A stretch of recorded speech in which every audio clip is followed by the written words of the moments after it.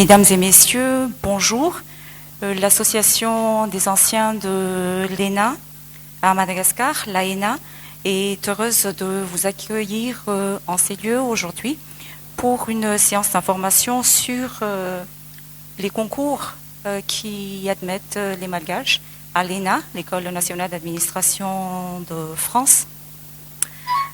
Alors, l'AENA, c'est une association à but non lucratif d'abord, et qui regroupe les anciens élèves malgaches, de nationalité malgache, qui ont suivi un cycle de plus de 6 mois à l'École nationale d'administration de France à Strasbourg, principalement à Strasbourg, parce qu'il y a d'autres cycles qui sont organisés à Paris. Et créé en 1945 par le général de Gaulle pour démocratiser et professionnaliser l'accès à la haute fonction publique. L'ENA est devenue l'école de la gouvernance publique française de renommée internationale. Comme vous le savez, l'ENA forme les cadres de l'administration française et ses anciens élèves travaillent principalement dans le secteur public, sans être exclusivement dans le secteur public. Alors, l'AENA Madagascar voudrait vous présenter, comme je l'ai dit, les cycles internationaux de l'ENA, que sont le cycle international long, le cycle international de perfectionnement, ou CIP, et par la même occasion, le CIRA, qui est plutôt un cycle pour les instituts régionaux d'administration en France. Mais ce cycle aussi, comme mes collègues vous en diront un peu plus tout à l'heure, sont accessibles aux Malgaches. Alors ces formations de haut niveau sont accessibles chaque année aux fonctionnaires étrangers, autres que des fonctionnaires français, donc des fonctionnaires européens, américains et malgaches, et d'autres nationalités également. Et elles sont en plus cumulables avec des diplômes de master professionnel. C'est ainsi qu'il est important, du point de vue de l'AENA Madagascar, de faire connaître aux fonctionnaires malgaches la possibilité de formation, d'acquérir cette formation de haut niveau qui est présentée par l'ENA dans le secteur public.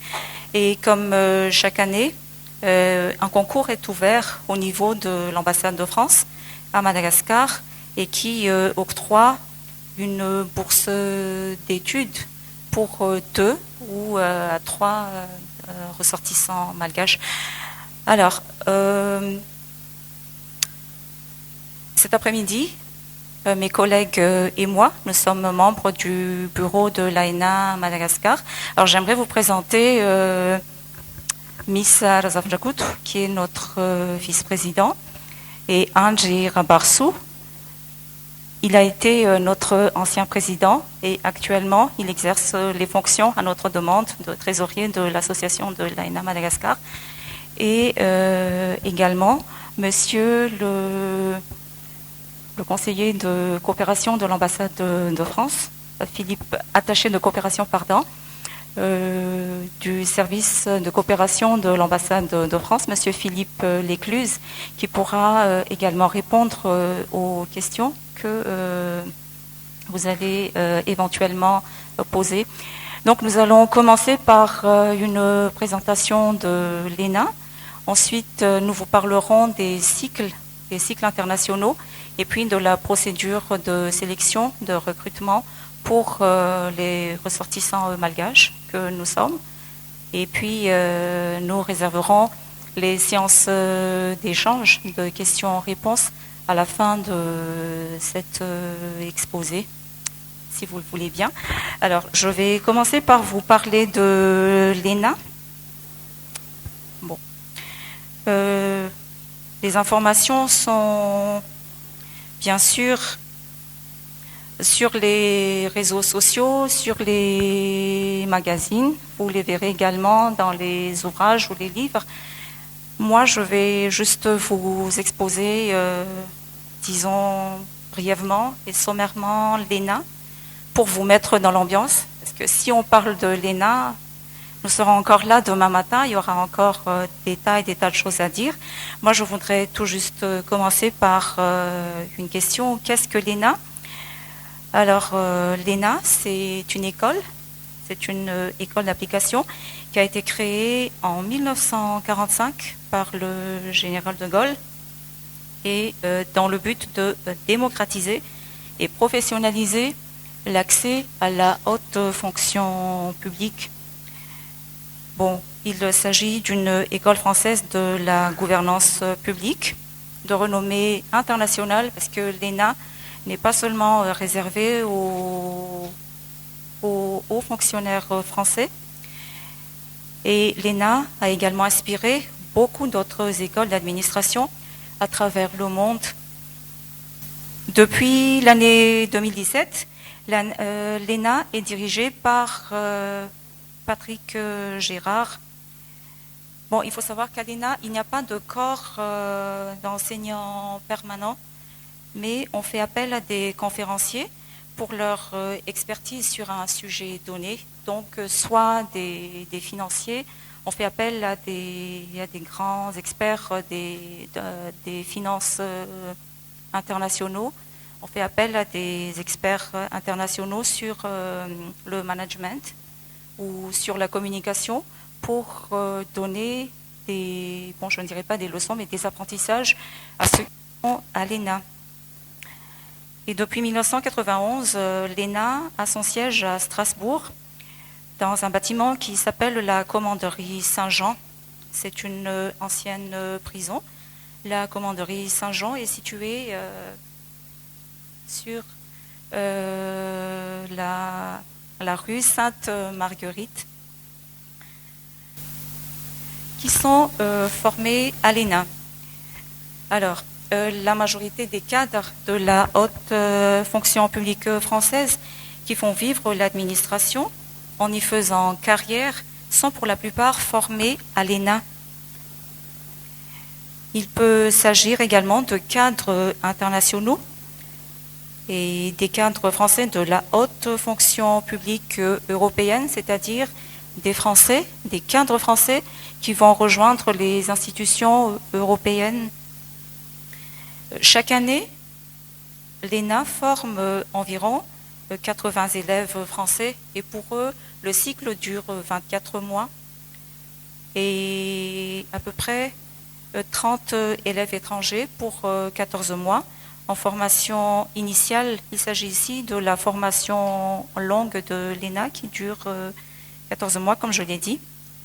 Et ces élèves étrangers sont en formation avec les élèves français. Donc, environ 35 élèves français et 35 élèves étrangers sont en formation continue de 8 mois pour l'autre cycle international qui s'appelle le cycle international de perfectionnement. Et des centaines d'autres élèves sont également à l'ENA pour des formations spécialisées de courte durée.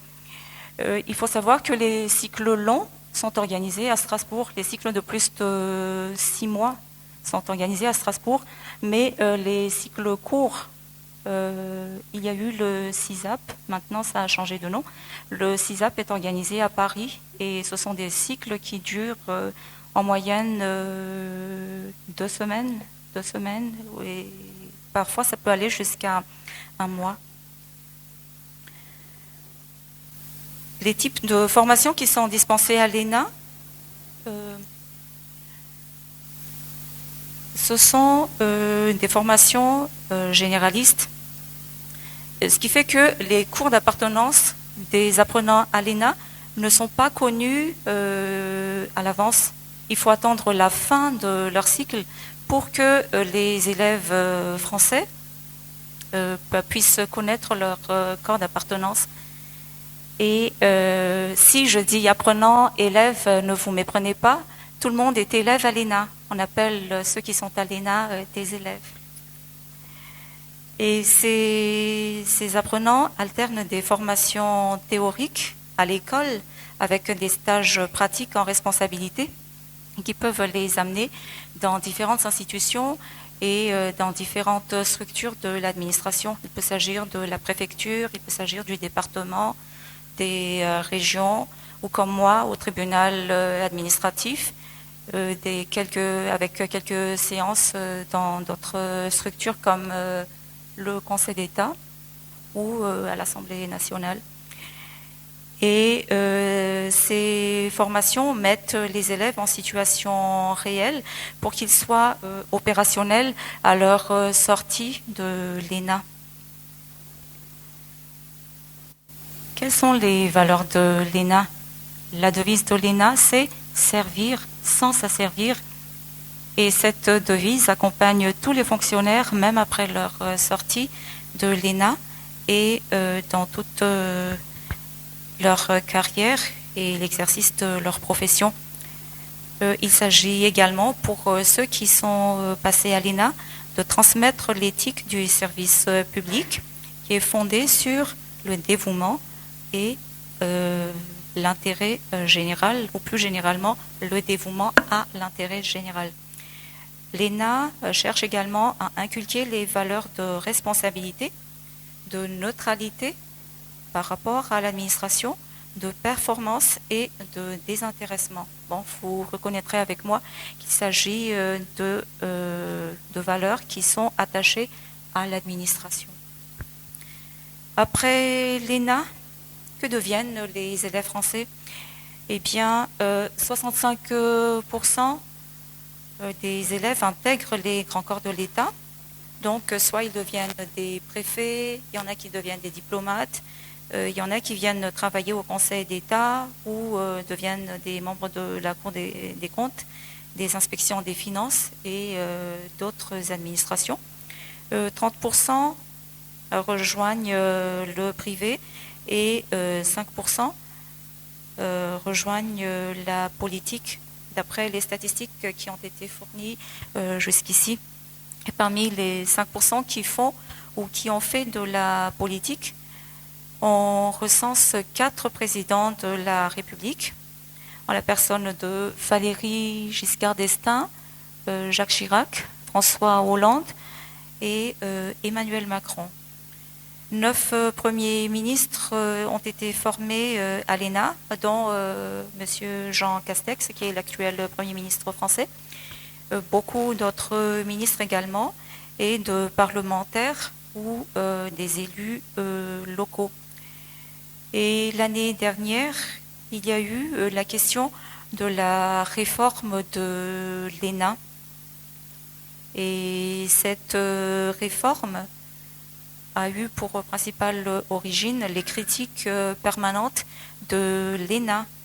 Il y a toujours des critiques comme quoi c'est une école élitiste et vous avez dû entendre dans la presse et les informations ont été relayées dans les médias que l'ENA subit incessamment des critiques et des commentaires de la part non seulement du monde français, mais même du monde entier.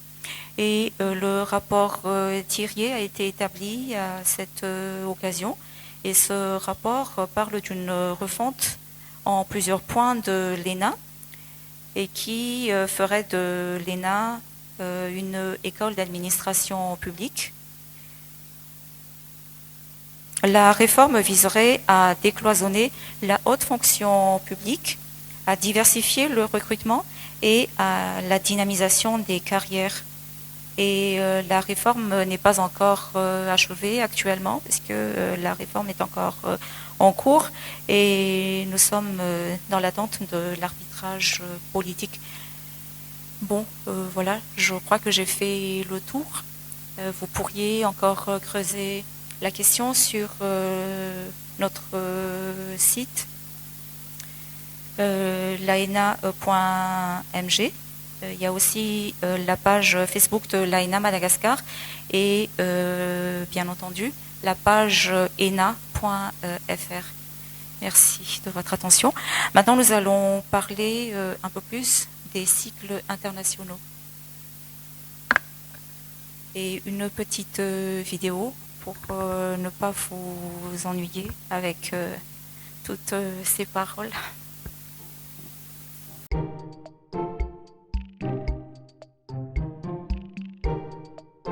Je me suis naturellement voulu me orienter vers l'ENA parce que je souhaitais mieux comprendre la culture administrative de la France, pour mieux comprendre la manière dans laquelle travaillent mes futurs homologues français. C'était la meilleure institution pour mieux comprendre le fonctionnement de l'État français et aussi le fonctionnement de l'administration publique dans une optique plus globale. Je me suis dit pourquoi pas m'embarquer dans cette aventure administrative. Tandis qu'ici, dans ce stage en préfecture, cela m'a vraiment permis de me mettre dans la peau d'un fonctionnaire français. Cela m'a permis d'échanger directement avec les usagers, avec les acteurs qui travaillent sur le terrain. Et cela m'a permis de découvrir de nouveau qu'est-ce que ça veut dire exactement servir l'État, servir l'intérêt commun. Si jamais je vous donnerais un seul conseil, c'est de garder un esprit ouvert avec la curiosité. On a souvent tendance à penser que l'administration publique ou le travailler pour l'État, c'est un petit peu rigide. Ça donne l'idée qu'on se formate et on se conforme. Mais bien au contraire, le monde actuel, surtout dans le secteur public, est confronté par un large éventail d'enjeux qui nécessitent la souplesse, la créativité. Et je pense que l'ENA, c'est justement la meilleure école, la meilleure institution pour laisser élargir vos créativités et votre imagination. D'accord, c'est mon tour. Comme on m'a chargé de vous présenter chacun des cycles internationaux, si vous le permettez, je préférerais procéder à une approche humaine, entre guillemets, parce que ce sont les femmes et les hommes qui font les institutions, ce sont les femmes et les hommes qui suivent les formations et les connaissances, les savoirs, eh bien c'est à eux que ça s'adresse afin qu'ils puissent accomplir et exercer les missions qui leur sont assignées au cours de leur carrière. Donc moi, je suis Razafna Koutmis, je fête bientôt mes 40 ans, marié, 3 enfants. Et j'ai eu cette chance, mais aussi l'immense honneur et le privilège d'intégrer les cycles internationaux de l'ENA au cours des années 2007-2008 dans la promotion, ça s'appelait Alliance des civilisations. Et j'ai eu donc, comme mes amis, cette chance de passer ces longs mois à Strasbourg.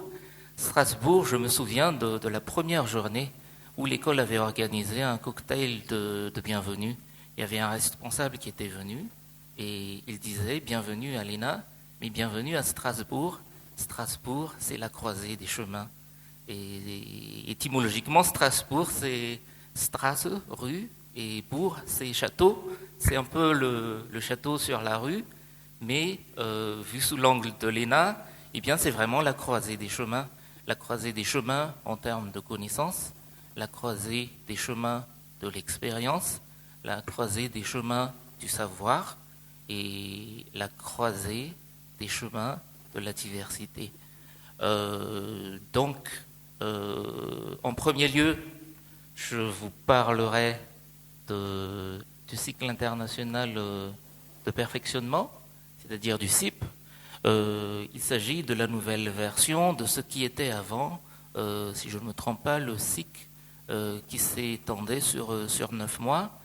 Et c'est un cycle qui voit défiler chaque année des élèves étrangers issus de divers horizons. Hein, et il s'agit en principe et en général de hauts fonctionnaires ou de personnalités étrangères qui disposent d'une certaine expérience au sein de leurs administrations respectives.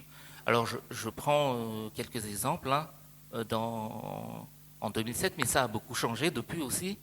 Il y avait, et il y a toujours dans le cadre de ces cycles internationaux, des inspecteurs des finances, des magistrats de la Cour des comptes, des magistrats du Conseil d'État, des diplomates, de jeunes diplomates, mais en général ce sont Les jeunes vont surtout du côté du CIL, mais ceux qui sont expérimentés, eh bien, ils vont du côté dans le cycle international de perfectionnement. J'ai vu des préfets de région, il y a des personnes qui sont membres de cabinet au niveau du Premier ministre et au niveau de divers ministères. Et il y a même eu, une fois, c'est encore dans le site de l'ENA, si vous faites la recherche, j'ai eu l'occasion, personnellement, et l'immense honneur d'avoir fait le cycle avec une personne qui s'appelle Maria do Carmo Trovoada. Alors cette personne, c'était l'ancienne première ministre et ministre des Finances de Sao Tomé et Principe. Et maintenant, si vous avez aussi l'occasion de voir les 100 personnalités les plus réputées d'Afrique, dans, si je ne me trompe pas, Reputation Poll International, eh bien, cette grande dame, fait maintenant partie des 100 personnalités les plus influentes, les plus réputées d'Afrique. En gros, c'est juste pour dire que le cycle international de perfectionnement permet à de hauts fonctionnaires déjà expérimentés de se familiariser avec toutes les facettes de la gestion publique en France et en Europe. De par la composition du groupe, c'est-à-dire de tous ces élèves étrangers avec leur culture, leur diversité, mais parfois, le plus souvent, cette approche commune des choses, ou cette philosophie commune à travers les droits de l'homme, si on peut aborder la question par exemple, ou sur cette vision qui est commune à la plupart des personnes qui ont baigné dans un monde,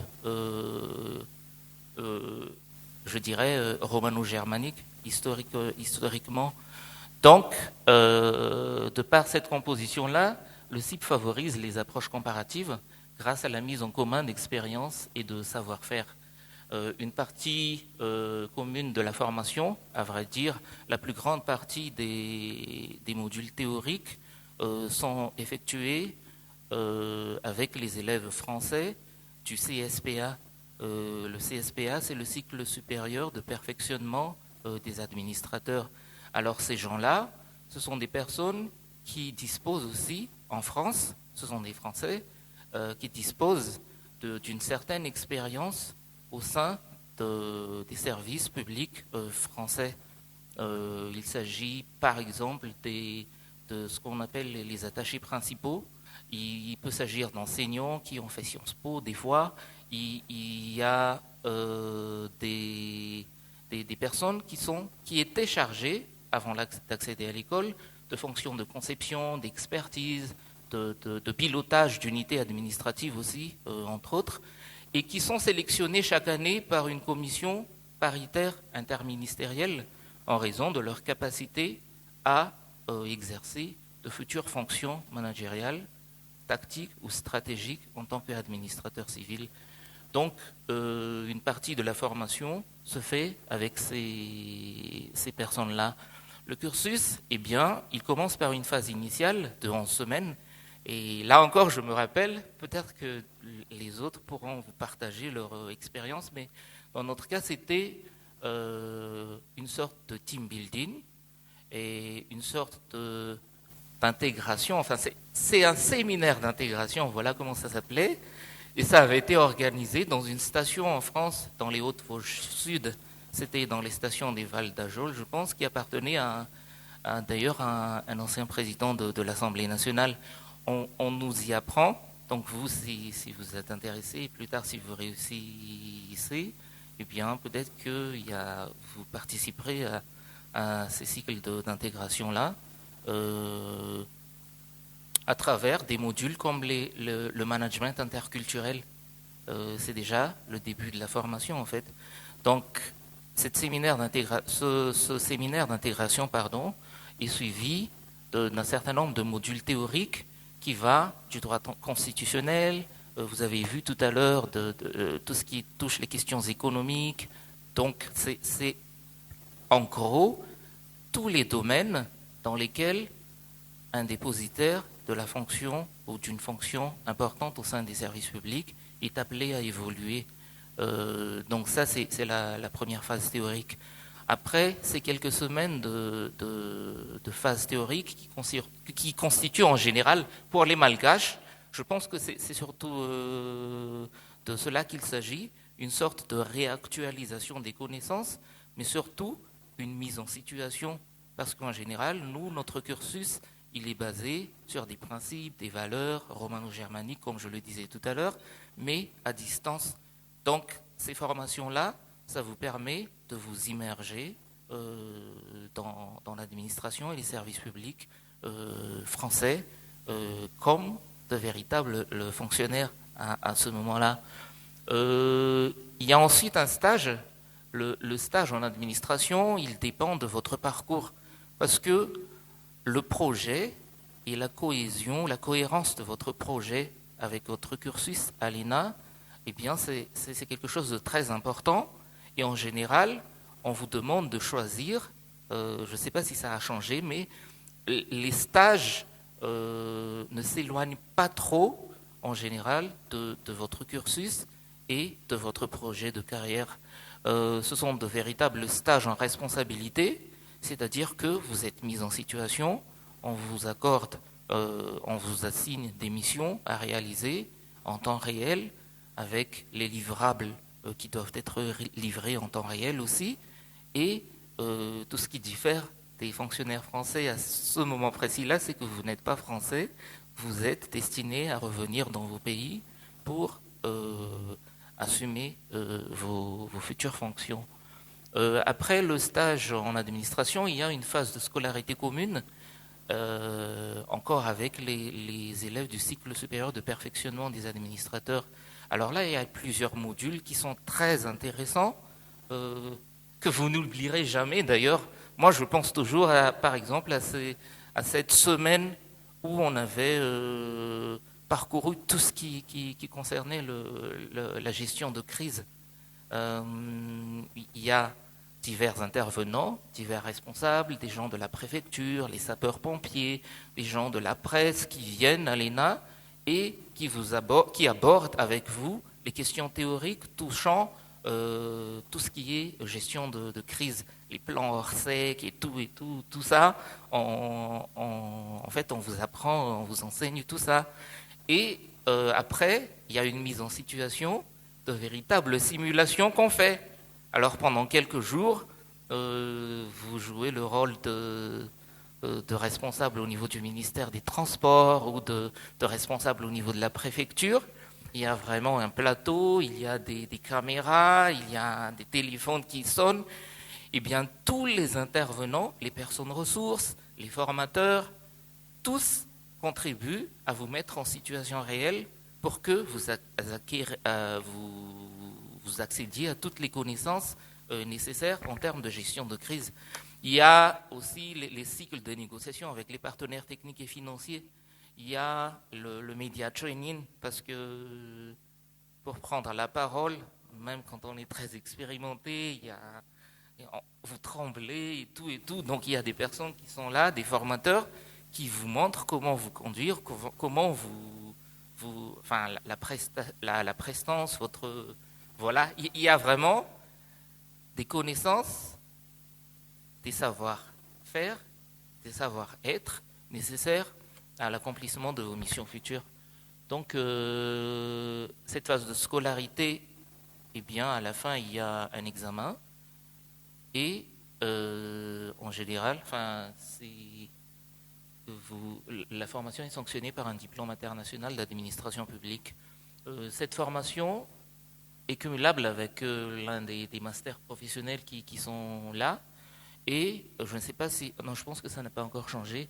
C'est à l'issue des examens que vous avez la note finale, et si vous avez une moyenne générale de plus de 14 sur 20, qu'après vous êtes admissible au master.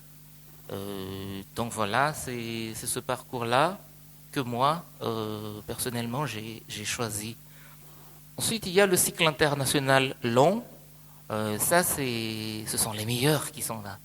Je veux dire, eh bien, ce sont les personnes qui accèdent à un concours. Et pour les élèves étrangers, généralement, pour le cas de Madagascar, pour le cas de la plupart des pays du continent africain, il s'agit de fonctionnaires, parfois aussi au niveau de certains États européens. Ce sont en général des fonctionnaires, des jeunes fonctionnaires qui participent à ce concours, et ce sont des personnes qui sont considérées par les évaluateurs, par les jurys, comme étant des jeunes fonctionnaires disposant d'un fort potentiel d'influence et d'évolution. Parce que c'est ça, à l'ENA, on essaie de former les meilleurs en fait là-bas. Et certes, j'ai parlé du CIL, mais ça concerne tous les cycles internationaux qui se déroulent à Strasbourg. Donc ce cycle, c'est un cycle de 14 mois. Avant, ça avait été un cycle de 18 mois, je pense. Mais il y a beaucoup de choses qui ont changé dans le sens de l'amélioration, plus de contenu, une approche qualitative, je pense, plus que quantitative d'ailleurs. Donc le CIL s'adresse à de jeunes hauts fonctionnaires ou agents publics étrangers, et c'est un cursus généralisé qui permet d'approfondir les enjeux européens, de se familiariser avec l'administration française. Tout à l'heure, vous avez vu un film, mais moi, j'attirais votre attention sur le concept de manager, par exemple, le statut de manager. Je pense que vous connaissez, la plupart d'entre vous connaissent un Canadien qui s'appelle Henri Mintzberg. Lorsqu'on parle de management public, stratégique et tout, généralement on connaît cette personne-là. Il y a 10 rôles du cadre, et les 10 rôles du cadre là, ce sont 10 rôles qui s'acquièrent par la formation, qui s'acquièrent par la mise en situation, qui s'acquièrent par les expériences, et c'est de cela qu'il s'agit dans les formations du cycle international long. Donc les fonctionnaires, les jeunes fonctionnaires qui sont là, eh bien, ils vont être formés à être des symboles, ils vont être formés à être des leaders, ils vont être formés à être des agents de liaison, ils vont être formés à être des observateurs actifs, parce qu'il y a beaucoup d'informations qui viennent, qui vont, qui concernent les organisations en général. Il y a des formations, des modules qui leur apprend à être diffuseurs d'informations, porte-parole quand il le faut.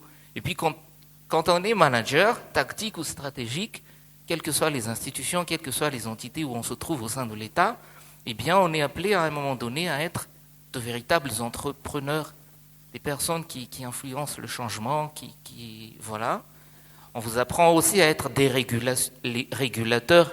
C'est pour ça qu'à l'école en général, il y a des modules qui sont focalisés sur la négociation. Et c'est très multiculturel comme approche, parce que même le pool des formateurs qui sont là, ils viennent de divers horizons. Donc ils vous apprennent à mener ou à participer à des négociations.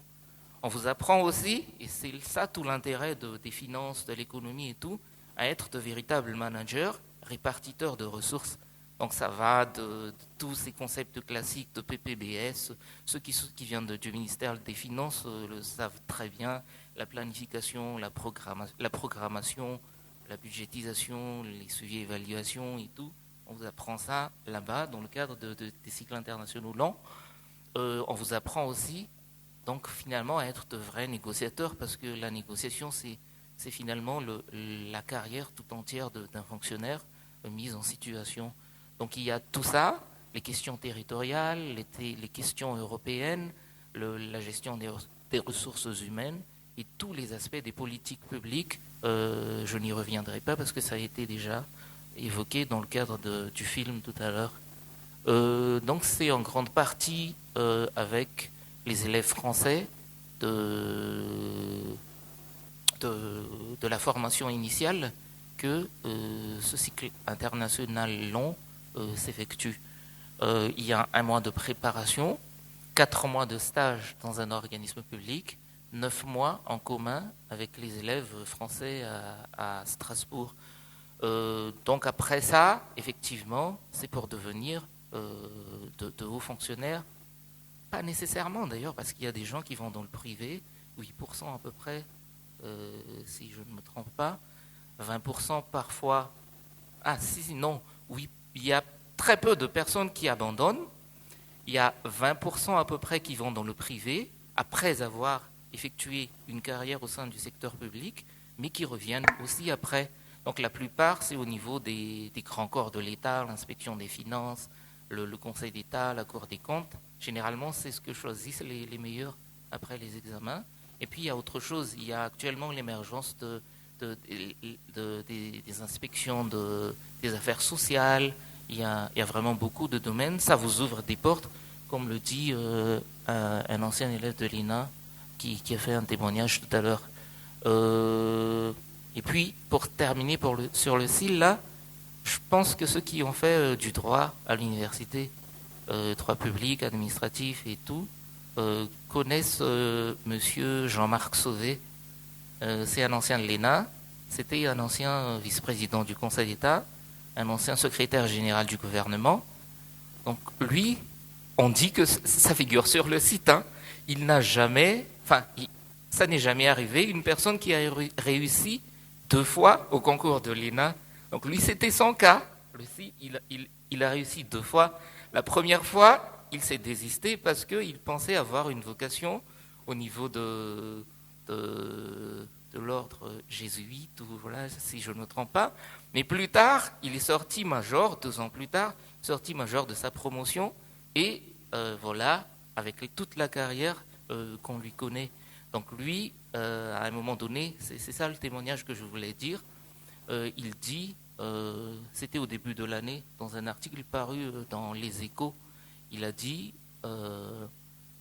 moi, ce qui est important pour moi, c'est la cohérence de mon parcours. C'est une chose essentielle pour moi, parce que pour dire qu'il a été prédestiné, qu'il voulait servir, c'est son mot, servir, sans se servir, mais il voulait servir de façon plus explicite le bien commun. C'est ça ce qu'il dit. Donc finalement, tout c'est à partir du moment où vous intégrez les cycles internationaux comme le CIL, eh bien vous vous engagez à servir le bien commun, et parfois c'est pas si facile. La carrière est riche en événements, comme c'est le cas de la vie en général. Le CIL est cumulable bien sûr avec un des masters professionnels qui sont là, je n'y reviendrai peut-être pas. Enfin, les élèves du cycle long disposent de 1 mois après la fin de la formation pour finaliser, ou 2, pour finaliser le master 2 professionnel. Ensuite, il y a le cycle international des IRA, ou le CILRA. Alors là, ça s'adresse aux fonctionnaires intermédiaires. CIRA, c'est cycles internationaux des instituts régionaux de l'administration, c'est ça, hein? Si je ne me trompe pas, il y en a quelques-uns en France. Il y en a à Bastia, à Lille, à Lyon et à Nantes, je pense. Oui, c'est ça. Et à Brest. Et à Metz, pardon. Voilà. Donc, ce sont des fonctionnaires, ils appellent ça intermédiaires, mais en fait, ce sont des managers, enfin, des personnes qui sont appelées à être des cadres et qui ont passé un cursus universitaire aussi, et qui ont à leur actif en général des années d'expérience au sein des services publics. Donc, ce cycle international de l'IRA, voilà, s'adresse à des cadres intermédiaires désireux de diversifier leurs compétences, d'acquérir une capacité professionnelle en management de l'administration. Il permet de découvrir la culture du service public, appréhender les pratiques au travers de ces cadres, de ces enjeux, d'une approche thématique transversale des politiques publiques, et de s'approprier le positionnement et le rôle du cadre dans la fonction publique. C'est un peu plus spécialisé. Il y a 4 mois d'enseignement, un stage en administration de 7 mois et une phase d'approfondissement sur un des thèmes qui sont là, administration centrale, territoriale ou administration scolaire et universitaire. L'évaluation, est sanctionné par une attestation de scolarité.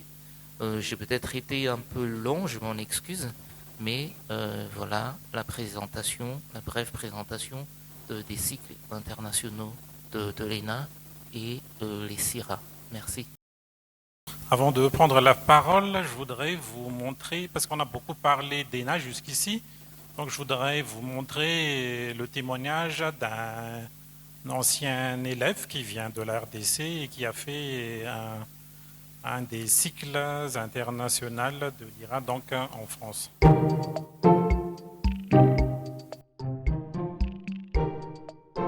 Il était important pour moi de pouvoir élargir mes champs d'action et envisager, pourquoi pas, une carrière au sein de toutes les administrations de mon pays. La formation proposée par les ERA constitue quelque chose de très important. La formation est individualisée.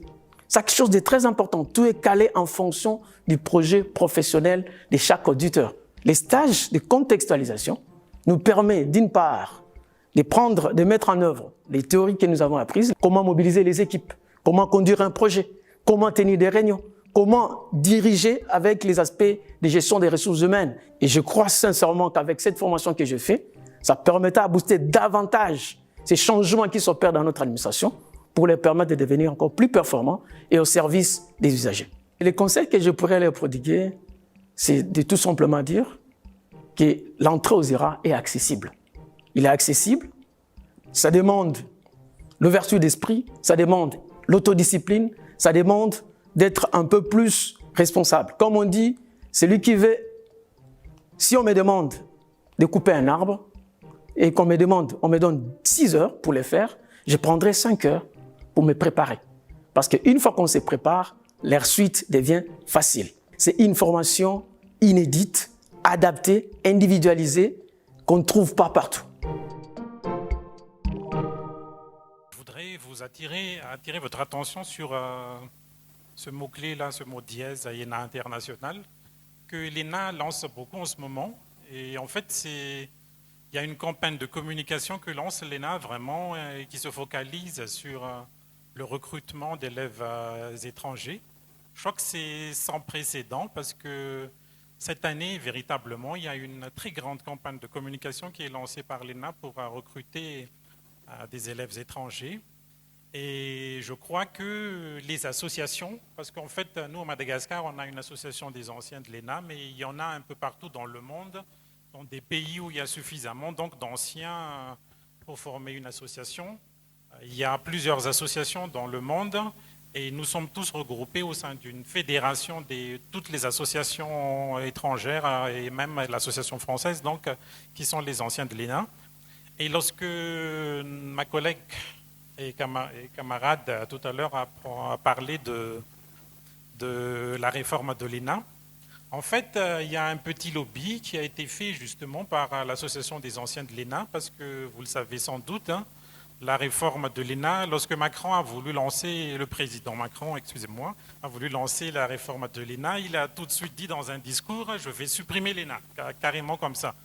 Et donc, ça a été balancé comme ça, et puis il a donc envoyé un spécialiste, M. Thierez, qui allait plutôt mettre comment faire pour aboutir à cette idée, alors soit supprimer l'ENA, soit réformer. Tout de suite après, on va dire les premières semaines après l'annonce, lorsque M. Thierez a commencé à travailler sur son rapport, il s'est tout de suite avéré que l'école allait rester en tant qu'école. Et puis M. le Président Macron lui-même avait dit que d'abord, l'école, c'est l'école, il y a des murs, il y a un personnel, donc forcément ils vont rester là, mais peut-être que l'école va changer de nom. Et il a même proposé donc déjà une appellation qui a été énoncée par ma collègue tout à l'heure, l'école d'administration publique. Donc l'ENA deviendrait, selon ce rapport, l'EAP. Donc l'ENA serait supprimée. Mais c'est pour ça que je m'arrête à ce hashtag ENA International, parce que la fédération de toutes les associations internationales, en fait, fait un petit lobbying pour au moins garder à l'international ce label ENA. Parce que même si l'ENA est très critiquée en France, on le sait, enfin, c'est toute une question qui tourne autour, hein, c'est la question des élites en elles-mêmes, c'est pas que l'ENA, c'est parce que bon, l'ENA symbolise tout, et puis les politiciens aussi, en fait, ils utilisent un peu ça par populisme, même, je dirais, des fois, comme si on pouvait résoudre tous les problèmes de la France en supprimant juste l'ENA. Mais supprimer l'ENA, enfin, on a parlé tout à l'heure que lorsqu'on a créé l'ENA, l'idée, justement, c'était d'éviter que rentrent dans l'administration, en fait, des gens qui n'avaient pas les compétences, qui étaient là peut-être juste parce qu'ils avaient des connaissances et tout ça. Et donc, il fallait vraiment professionnaliser le recrutement. Quand même, ce qu'on a vu, le résultat, ce que ça a donné à la France, c'est d'avoir des cadres vraiment compétents à chaque niveau. Et les témoignages que vous avez vus tout à l'heure l'ont dit. C'est vrai qu'on critique beaucoup aussi l'ENA parce qu'il y en a quelques-uns d'entre eux, donc, dont le président actuel, qui ont fait l'ENA. Mais ce que l'on doit savoir d'abord, c'est que l'ENA, elle forme des administrateurs. L'ENA forme les cadres de l'administration. Et donc, d'ailleurs, c'est obligatoire. À la sortie de l'ENA, tous les élèves de l'ENA doivent d'abord servir dans l'administration. En principe, comme ici aussi, ils ont un engagement décennal. Donc, ils doivent au moins servir pendant 10 années dans l'administration. Et c'est seulement après qu'ils peuvent aller soit dans le privé, soit faire de la politique, ou bien soit faire tout ce qu'ils veulent faire. Et donc, voilà, l'association, la fédération internationale de toutes les associations qui regroupent donc les anciens de l'ENA, on milite actuellement pour garder au moins ce label ENA international, parce que même, comme je vous l'ai dit, donc, si l'ENA est un peu décriée en France, à l'international, cette école a vraiment une grande renommée. Et comme on l'a souligné tout à l'heure aussi, l'ENA s'est vraiment servi de modèle, comme on le sait en Afrique francophone. D'ailleurs, notre école nationale d'administration s'appelle l'ENAM, on a juste rajouté Madagascar à la fin. Mais dans d'autres pays africains, l'ENA est fusionnée avec l'école de la magistrature, mais c'est à peu près sur le même modèle. Donc, les dirigeants de l'ENA savent que ce label international de l'ENA est vraiment quelque chose d'important, et au moins donc on devrait garder ce label ENA international. Ça, c'était une toute petite parenthèse avant d'entrer donc dans la partie qui m'incombe.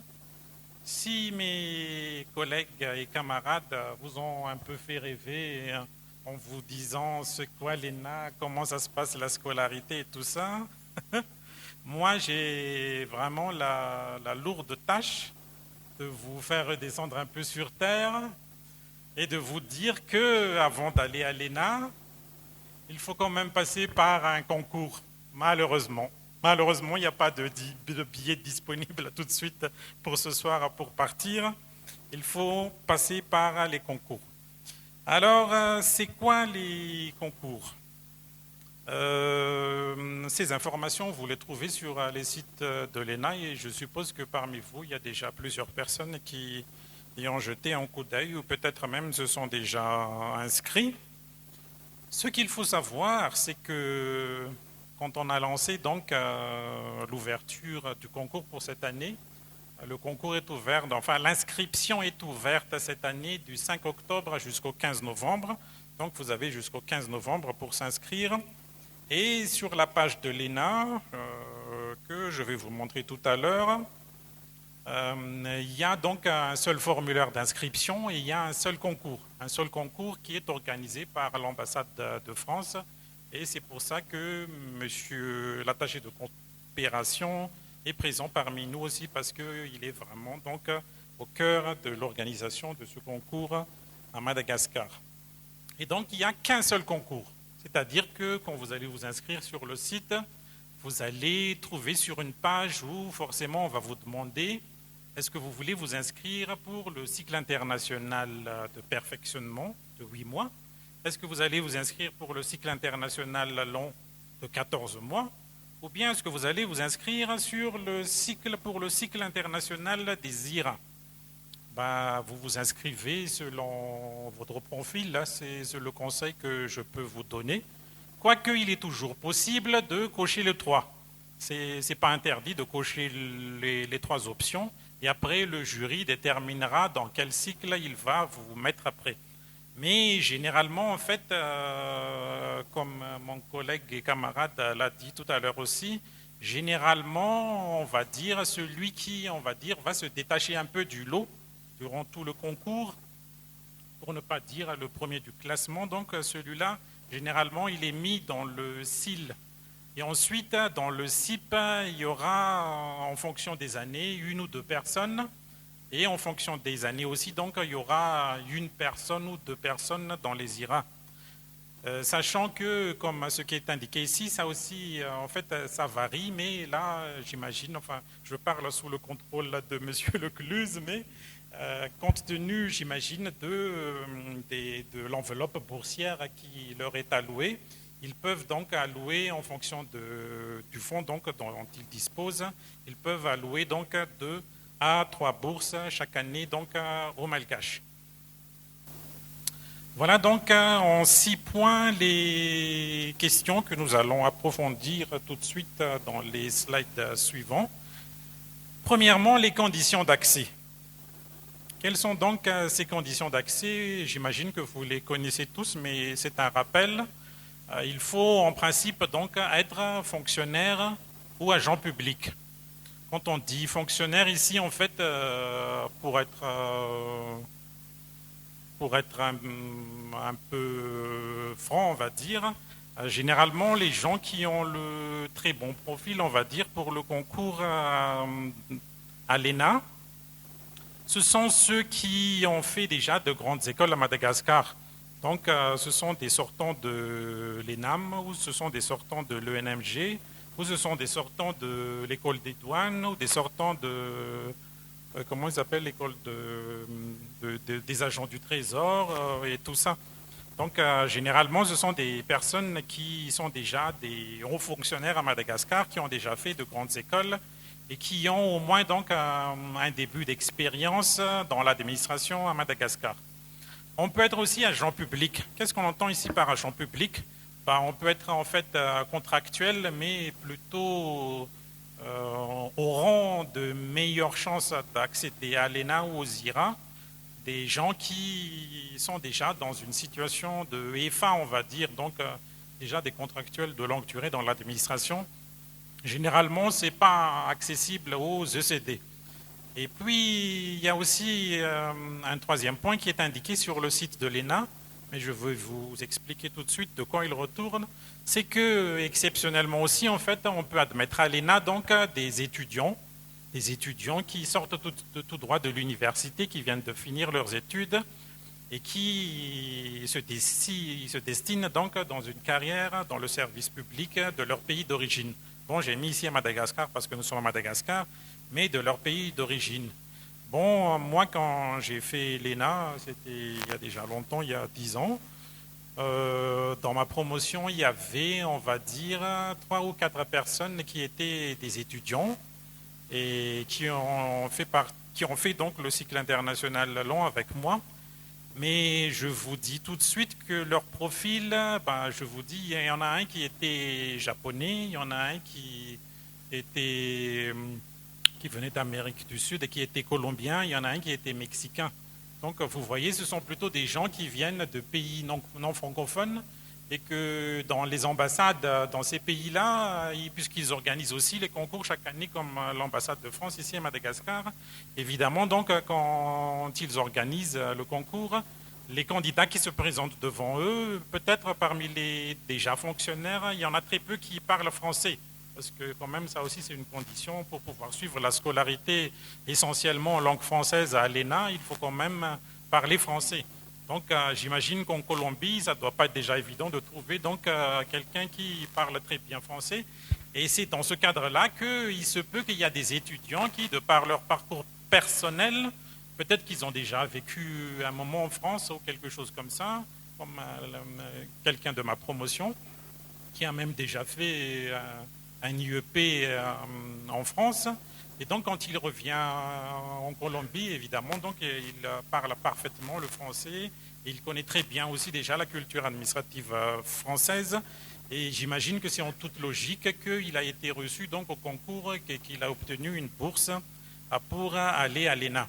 Mais à Madagascar, quand même, parmi tous les concurrents donc, qui vont concourir chaque année, il y aura toujours des sortants de l'ENAM, il y aura toujours des sortants de l'ENMG, il y aura toujours des sortants d'autres grandes écoles.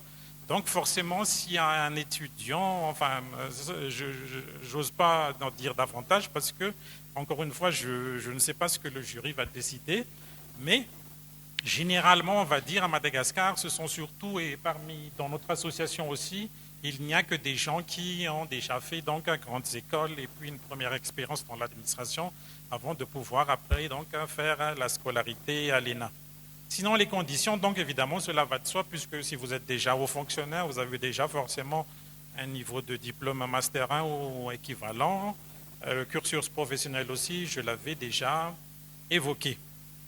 J'avais déjà évoqué aussi la langue française, mais maintenant aussi, donc, il est demandé d'avoir une très bonne connaissance de la langue anglaise, parce qu'il y a beaucoup de conférences à l'ENA maintenant qui se font en anglais. Donc, il faut aussi pouvoir suivre ces conférences-là. Évidemment, la dernière des conditions, c'est de réussir aux épreuves de sélection, parce que généralement aussi, pour l'ambassade et pour l'ENA, dans des pays comme Madagascar, généralement, on trouve beaucoup de candidats qui peuvent satisfaire à toutes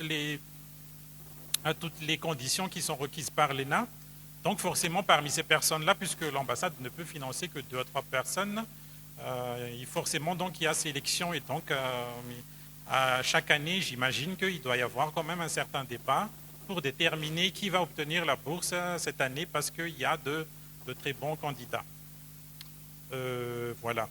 Et puis, si vous avez déjà regardé donc sur le site de l'ENA, vous voyez parfois ou même souvent des sommes qui sont indiquées et qui doivent être payées, ou bien qui des conditions sur, par exemple, là, il est écrit là sur la page qu'on a déjà publiée sur la page Facebook de l'AENA, là, sur le lien qu'il faut avoir 1 400 € de revenus pour pouvoir se présenter aux épreuves de sélection de l'ENA. Donc, si on appliquait cette condition à Madagascar, alors tous les fonctionnaires, mesdames, mesdemoiselles et messieurs, sauf s'il y a quelqu'un dans la salle qui gagne plus de 1 400 €, peut lever la main. Mais sinon, donc, voilà, cette condition-là ne s'applique pas à nous.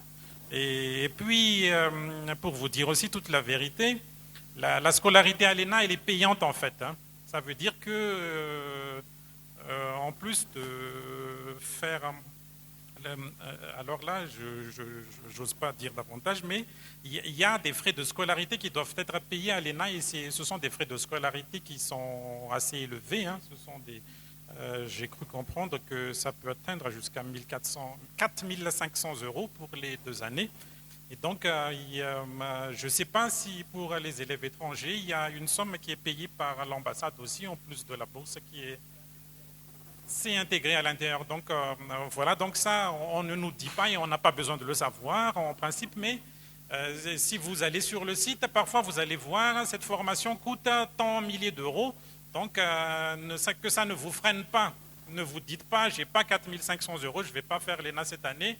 Donc, si vous êtes pris au concours, ce n'est pas vous qui allez payer cette somme. Mais ce qu'il faut savoir, c'est que cette scolarité, elle coûte véritablement de l'argent. Et c'est pour ça aussi que c'est une véritable chance, parce que si la formation coûte aussi cher, c'est que c'est une formation forcément qui est d'excellente qualité. Et les conditions de revenus aussi, peut-être que j'en toucherai juste un tout petit mot, parce que les élèves malgaches qui partent à l'étranger grâce à l'ambassade de France, ils ont donc une bourse qui est, on va dire, supérieure aux bourses qui sont attribuées aux autres boursiers. Peut-être que je n'aurais pas dû dire ça, mais je l'ai dit, je m'excuse. L'inscription alors. Pour s'inscrire donc au concours, on a déjà publié en ligne le lien complet. Bon, c'est pas que ena.fr, mais ça sert à rien de mettre le lien ici parce que vous ne pouvez pas cliquer dessus. Mais on va vous republier le lien après cette séance d'information. En cliquant le lien, donc, il y a des champs obligatoires que vous allez remplir jusqu'au 15 novembre. Et si vous avez plein de questions pratiques, comment remplir les fiches, machin, tout ça? Il suffit de télécharger un PDF qui s'appelle Guide des inscriptions en ligne. C'est disponible également sur le site web et vous n'avez qu'à le télécharger pour pouvoir correctement l'inscription. Sinon, il y a aussi des pièces jointes qui vous sont demandées. C'est aussi sur la page et donc je ne m'étalerai pas plus sur ça. Normalement, quand vous commencez donc à l'inscription, vous allez tomber sur cette page si vous êtes devant. C'est déjà bon, vous pouvez faire déjà l'inscription. Ou parmi vous, est-ce qu'il y en a déjà qui ont fait l'inscription? Pas encore, vous avez encore jusqu'au 15 pour le faire. Et donc après ça, qu'est-ce qui se passe? D'abord, quand vous vous inscrivez en ligne, donc tout ça c'est dans les serveurs de l'ENA. L'ENA y a accès forcément. Et donc c'est l'ENA qui va d'abord sélectionner des dossiers. Ça veut dire que ce n'est pas tout le monde qui va passer les épreuves organisées par l'ambassade ici à Madagascar. Mais d'abord, l'ENA elle-même va sélectionner les dossiers. Ça c'est une innovation qui a été faite, j'imagine, cette année ou c'était déjà l'année dernière? Ah d'accord. Parce que auparavant, cette première sélection en fait était faite dans les ambassades et donc là, c'est l'ENA tout de suite qui le fait. Et ensuite, il y a donc les preuves écrites. Les preuves écrites qui se subdivisent en 3 tests. Et donc, si vous êtes sélectionné par l'ENA, l'ambassade de France va vous appeler, va vous indiquer la date exacte entre le 4 et le 11 janvier 2021. Et voilà, vous allez donc à l'ambassade pour une demi-journée et vous allez faire ces 3 tests qui sont indiqués là sur l'écran. Il y a d'abord donc un test d'expression écrite qui vise à connaître votre niveau de français. Généralement, c'est à la portée des cadres malgaches, on va dire. Il y a ensuite donc un test de réflexion et de connaissance générale. Là, ça peut être une question d'actualité, ça peut être les grandes problématiques actuelles de l'administration. Et ensuite, un test de spécialisation. Et là, donc, vous avez au choix administration et management public ou bien relations internationales. Donc, vous faites l'un des 2 tests de spécialisation. Après ce test écrit, l'ambassade, encore une fois, donc, va vous notifier que vous avez été reçu au test écrit et va organiser donc entre le 15 mars et le 9 avril 2021 une épreuve orale. Et lors de cette épreuve orale, généralement, donc, ça se passe comme suit. Le candidat est invité à se présenter et à motiver sa candidature. Qu'est-ce qui l'attire dans l'ENA? Qu'est-ce que l'ENA pourrait apporter de plus dans le projet que le candidat envisage de faire à son retour à Madagascar? Donc là, vous avez tout de suite l'information comme quoi, évidemment, lorsqu'on se présente à l'ENA, c'est que après, quand même, il faut revenir à Madagascar, mais ne pas dire comme motivation je veux gagner plus de 1 400 €, donc je me présente et après ça, bye bye. Et après ça aussi, donc, il y aura des questions sur votre parcours professionnel et sur votre domaine de spécialisation. Donc, jusqu'ici, là, vraiment, on va dire, c'est quelque chose de facile, puisque si vous travaillez dans les finances, on va vous poser des questions sur les finances. Si vous travaillez dans la justice, on va peut-être vous poser des questions sur la justice. Si vous travaillez dans l'administration territoriale, on va vous parler de décentralisation. Donc, normalement, là, vous avez toutes les chances du monde pour impressionner le jury qui, peut-être, n'y connaît rien du tout en décentralisation. Je dis peut-être, mais peut-être aussi qu'il est spécialiste de la décentralisation. Donc, faites attention à ce que vous allez dire. Et après, donc, il y aura des questions d'ordre général sur à peu près tout. Là, il n'y a pas de limite, hein, tout est libre.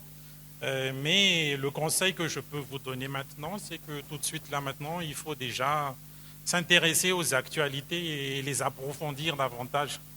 Ne pas se contenter de ce qui est lu dans la presse.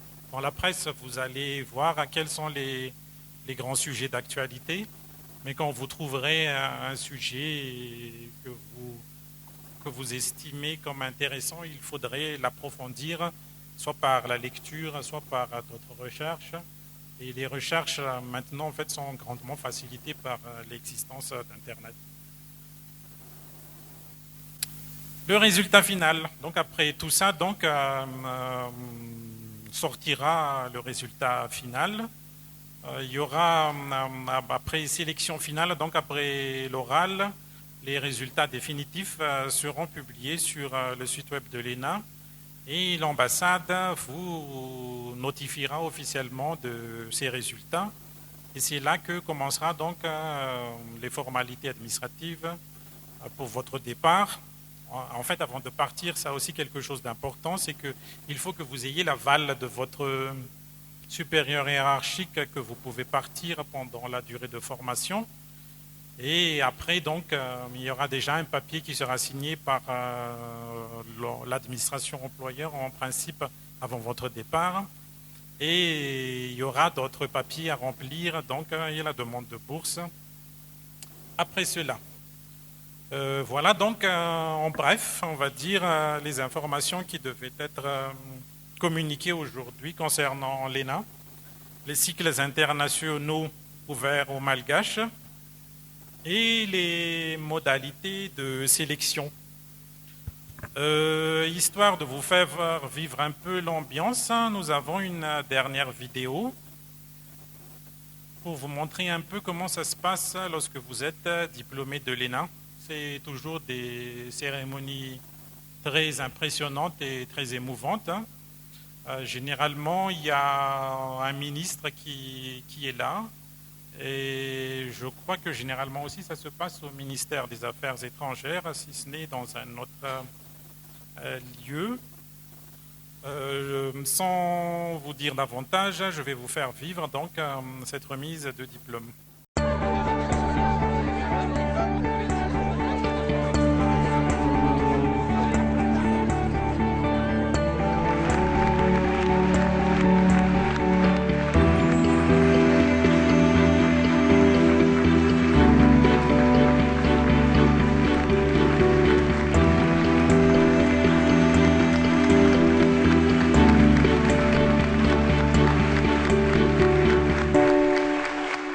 L'ENA attire aujourd'hui de brillants élèves venus du monde entier et vous en êtes la preuve. Nous nous rassemblons aujourd'hui pour honorer une promotion de 30 élèves de 22 nationalités issus de tous les continents. Vous serez aussi, je l'espère, des ambassadeurs de la France dans vos pays d'origine, France qui a été heureuse et fière de pouvoir vous accueillir tout au long de votre scolarité et qui sera toujours heureuse et fière de vous revoir ici. Je m'appelle Saori Deguchi, je viens du ministère des Affaires étrangères du Japon. Ces 16 mois ont été vraiment très fructueux pour moi, surtout les 2 stages que j'ai pu effectuer. Le premier étant au Quai d'Orsay, juste ici, au sein de la direction d'Afrique et de l'océan Indien. Et le deuxième que j'ai effectué dans la préfecture de l'Orne, à Alençon. Et maintenant, je peux dire que je connais beaucoup mieux la France et que j'apprécie beaucoup plus. Je m'appelle Cheikh Mohamed Tal, je viens du Mali. C'est une formation qui a été vraiment enrichissante.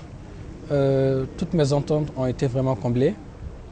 Je suis vraiment prêt pour mes futures fonctions. Je suis Joanna Bieńczak, je suis polonaise. Je trouve que cette formation était très bénéfique au niveau relationnel. Nous avons créé de véritables liens d'amitié entre nous, les élèves étrangers, ainsi que entre nous et les élèves français. Je trouve que c'est le plus précieux qu'on peut en tirer. Je m'appelle Jocelyne Ramirez et je suis mexicaine. Je pense que j'ai mieux compris la France. Ce qui était vraiment très enrichissant, c'était d'être vraiment une promotion entière avec qui on a échangé, avec qui on a grandi et avec qui on gardera contact, je pense, tout le long de notre vie. Voilà. Nous en avons terminé. Voilà. Donc déjà, remercier l'association des anciens de l'ENA de Madagascar pour cette présentation. C'est toujours intéressant d'avoir aussi le retour de personnes qui ont participé effectivement à ces cycles. Je pense que vous êtes convaincus désormais de l'intérêt de suivre les cycles internationaux de l'ENA, que vous êtes motivés peut-être pour faire acte de candidature. Et puis on est là, l'association comme nous à l'ambassade, pour vous accompagner. Alors vous voyez qu'il y a un petit peu deux parties.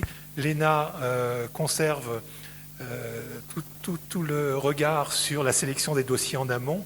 Et nous, après, on prend le relais à partir de l'organisation du concours pour vous accompagner et vous informer sur les différentes démarches ensuite lorsque vous êtes admis et pour mettre en œuvre le départ vers la France. Et voilà. Donc on est disponible pour vous informer. Ce que je dois dire, on a parlé à plusieurs reprises du site internet de l'ENA. Vous pouvez aller voir, on a parlé tout à l'heure des épreuves. Donc il y a 3 épreuves, vous le disiez tout à l'heure, ça dure 4 heures. C'est une demi-journée. Il y a la 3e épreuve de spécialisation se fait par QCM. Alors ce qu'il faut savoir, c'est que sur le site de l'ENA, vous avez les tests des années précédentes. Donc ça peut être intéressant d'aller voir plus concrètement en quoi ça consiste. Les épreuves de dissertation, ce sont des petites dissertations. C'est dans un temps limité. Donc là aussi, il faut faire attention, parce que j'ai déjà vu au cours des années passées, ici et dans d'autres pays, qu'on se laisse parfois dépasser par le temps, et c'est un peu dommage, par exemple pour un QCM, de laisser un quart des réponses à blanc, quoi. Donc il faut vraiment gérer votre temps, et là aussi on peut vous aider, et je pense que le fait d'aller voir les thèses des années précédentes vous donneront des éléments d'information sur ce que l'on attend de vous. Pour les épreuves orales, donc, il y a un jury qui est constitué. Cette année, ça a été un petit peu compliqué. On l'a fait en visio. J'espère que l'année prochaine, ça pourra se faire en présentiel. Donc, il y a un jury ici qui se réunit et dans 30 à 40 minutes, donc, qui vous interroge sur les points que l'on a soulignés tout à l'heure et qui permet à la fois de voir votre niveau de français, votre personnalité, votre motivation, votre intérêt pour la formation et votre projet professionnel au retour. Voilà, en gros, ce qui est important de savoir. Donc, on est là pour vous accompagner, donc n'hésitez pas à venir vous renseigner auprès de nous.